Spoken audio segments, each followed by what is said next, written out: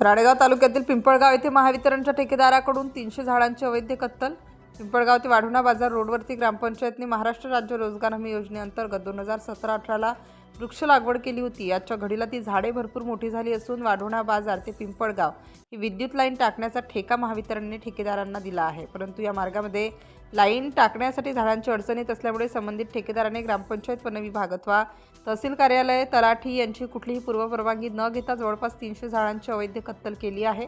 या संदर्भात पिंपळगाव वाढुणा बाजार येथील नागरिकांमध्ये रोष आहे व तहसील कार्यालय राळेगाव यांना निवेदन देण्यात येणार आहे। सिटी इंडिया न्यूजसाठी राळेगाव तालुका प्रतिनिधी विवेक कुमरे।